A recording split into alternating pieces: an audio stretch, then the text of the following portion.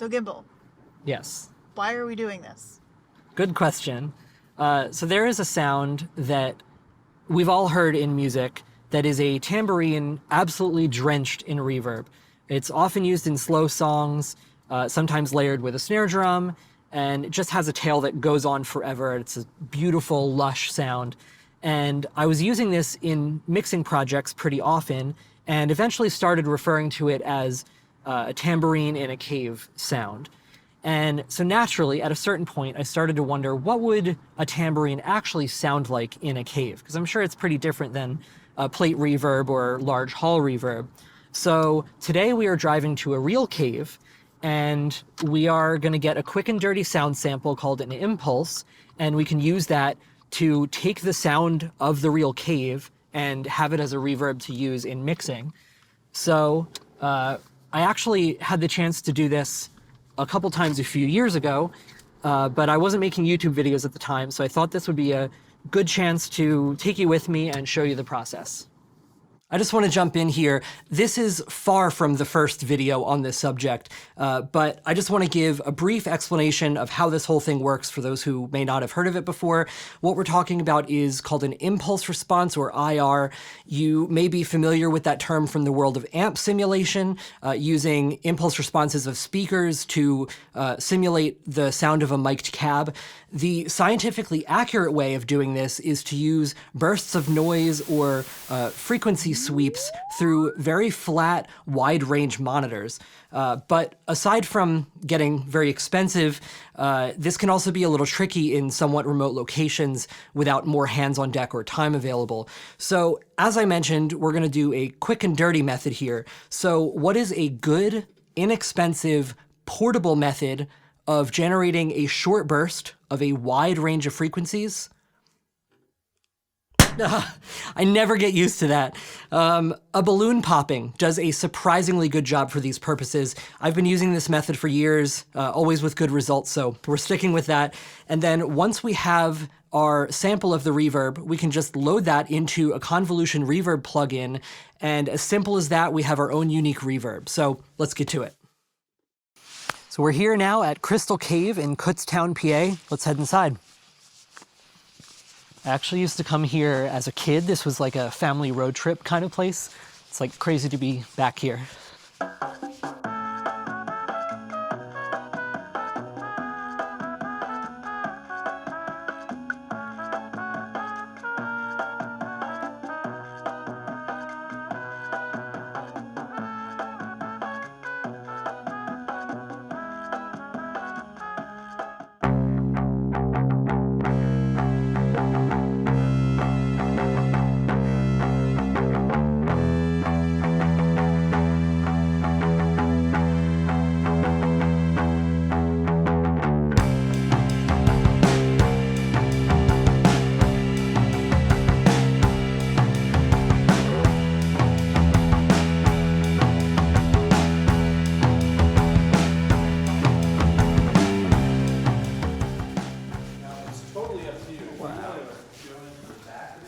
Take a look and see what you would think would be the best.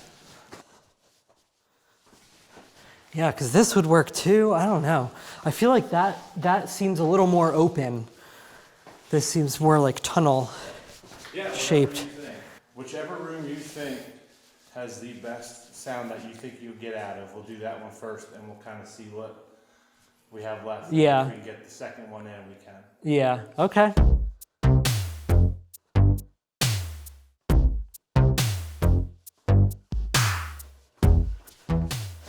That's the one. That sounds awesome in there. I think that's the one. Wait till you see this place up there. Yeah. I thought the other room was cool, but like, there's like no early reflections, or it's all reflection. That's awesome. Wow. We also just love caves, so it's like cool in general. Wow.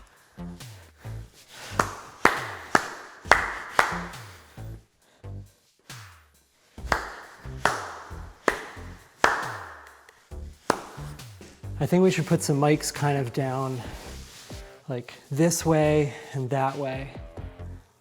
And then I'll be up there.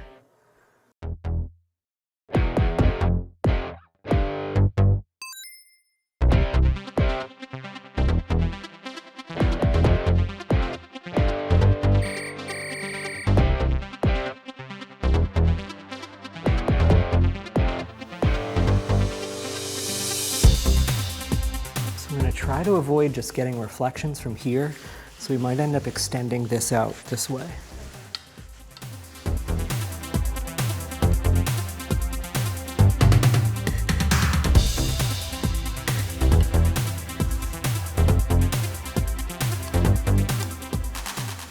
And point them both the same direction.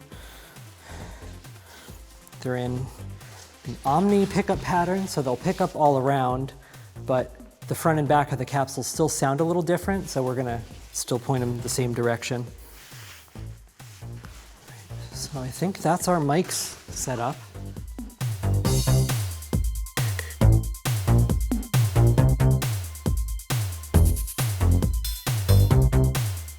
So we're gonna use the onboard stereo mic as well as a 414 over there and a 414 back there. All right, Steve, would you mind doing a clap?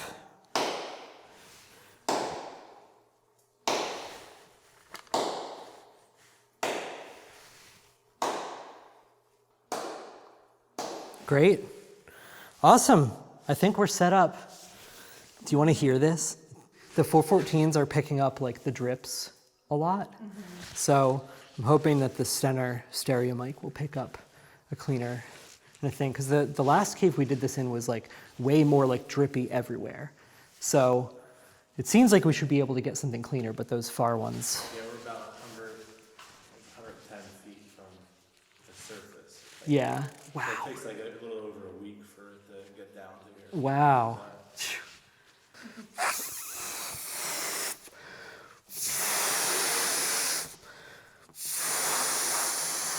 Is this entertaining?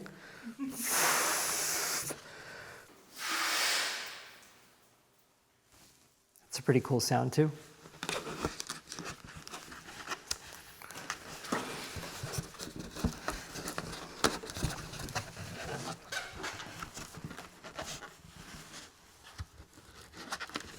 It's close.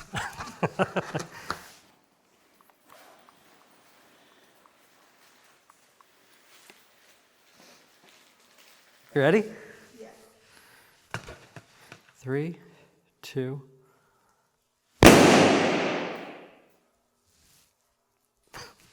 There we go. 3, 2.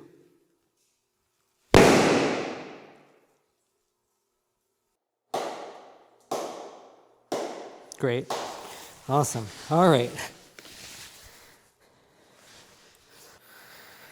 3, 2.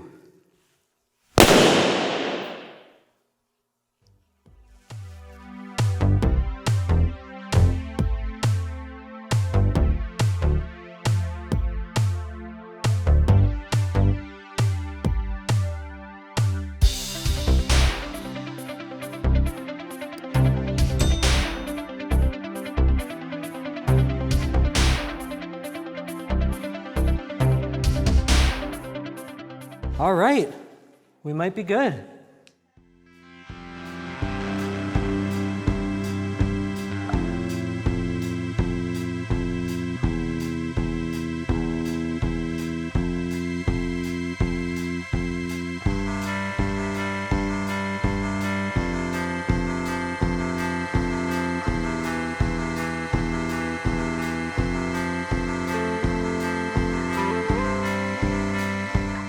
Well, thank you so much for having us, Steve. This was better than we could have imagined. You're more than welcome. Thanks for coming out. Yeah. Appreciate it. If we want more information about Crystal Cave, what should we do? Yeah, you can look us up on the web. It's crystalcavepa.com, or you can just call us here at the office. We have plenty of information to give you. Awesome. All right. Thanks again. So we'll get back to the studio and see how these samples sound.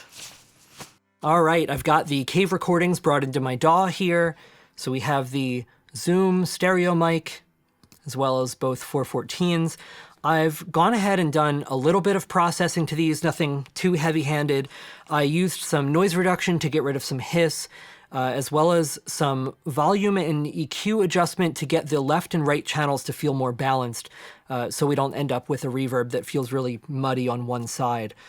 So all you need to do, other than those subjective decisions, is to zoom way into your clip. I've already done it here, but just trim the clip back to right where that balloon popping, the waveform for that balloon popping started.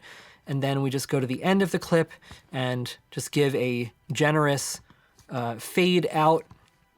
We want to make sure to clear the tail of the reverb and leave that be, but then fade out any noise that happens after that. So I've got my two best balloon popping samples here, sample 1 and sample 2, and I've got them each saved out in 3 versions. We've got a stereo mic alone version, then the 414s together, and then all of them together. So what we do, this is very simple. We just open a convolution reverb plugin. There are many options out there, including some free ones. I've heard Convology is a good one. I'm just using Reverence, which is the stock impulse reverb that comes with Cubase. And to show you what it sounds like, I've got a very basic drum loop here. If I would unmute it.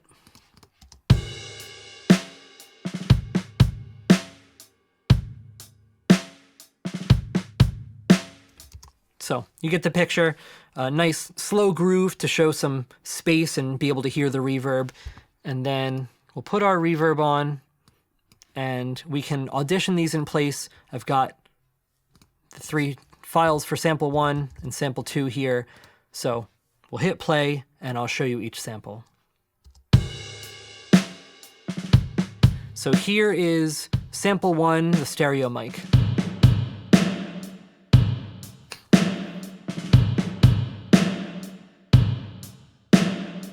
Here's the 414s.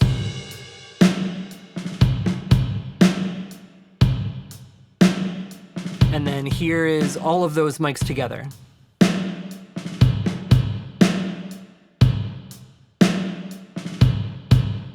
So pretty nice, especially all together. I've got the stereo field a little better balanced in that one. Let's do sample 2, the stereo mic. I have this one processed a little different. You can hear the mids are shifted kind of in a different way. And I've also added some high ends to try to bring in some clarity. Here are the 414s. You can really hear how wide the placement of the mics was in the cave. And here's all of them together.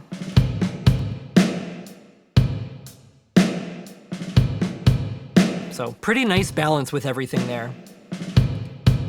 I have the amount of reverb through the roof right now, so let's blend it in a little more tastefully.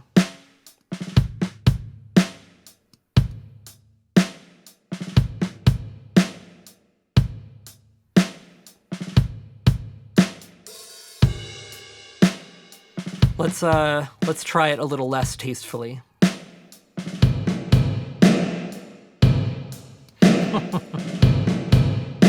I mean, that is kind of what it sounded like in there.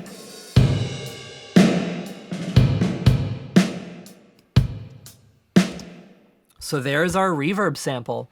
While I was in the cave, I couldn't resist the urge to play a snare drum in a cave, right? So I've got some samples here, a few different velocities, quiet to loud. This was a 60s Keystone Badge Acrylite, if you're curious about the details. Very deadened, so the tail you're hearing is the space and not the ringing of a drum.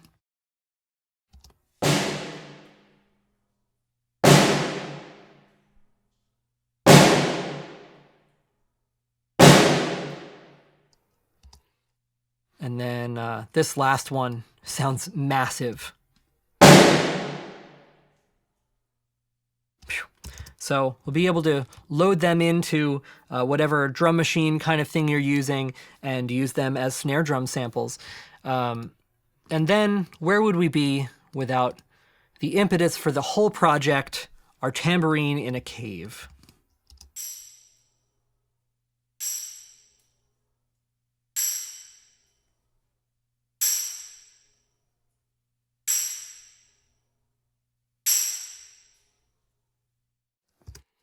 So it might not sound like a whole lot, but if you have recorded or mixed tambourine, you may have experienced how tambourine seems to have the power to sound like it's right in your ear, even if you give some space off of the mic when you're recording it. So I think that's where something this spacious will really come in handy. So I'll be honest, I mentioned at the beginning of the video, I got the chance to try this a few years ago in some other caves. And the results were good. It was equally fun to record, but the results were a little more boxy and kind of had a metallic feel to them, which I'm thinking is just a result of the size of the space, and there was a lot of, I guess, like ping echo kind of stuff going on. Whereas this reverb feels so much more open and lush and warm to me. It just feels a lot more useful and universal, if a massive cave reverb can be universal. So I'm thinking that the physical shape of Crystal Cave might just be more ideal for this type of thing, letting sound just bounce all over the place without as much ugly buildup. So that's what we ended up with. I am super pleased with this. It was so much fun to work on, and I'm considering releasing the reverb impulses and drum sample and tambourine sample for download so you can use them in your projects, but leave a comment and let me know if that's something you'd be interested in. Recording reverb samples has been such a fun rabbit hole to go down, and it's not just for caves. I've recorded samples of a number of unique and interesting sounding spaces, and it's so much fun mixing with reverbs that you captured yourself in a real space. I'm always looking for new places to do this, so if you have a reverberant but quiet space you'd allow me to do this in, leave a comment, shoot me an email. I'm actually going to be taking a trip later this year from the East Coast, driving across to the Southwest, and it would be amazing to collect some cool reverbs and new friends along the way. A big thank you to Crystal Cave for having us, and to you for watching. If you've made it this far, I really do appreciate it. You've heard it all before, but liking and subscribing really does make a difference, so please consider doing that. Leave a comment, say hey, let me know your thoughts. If you have suggestions for gear demos or studio topics you'd like to see covered in the future, leave them below, and I'll see you next time. Maybe one more balloon pop for the road.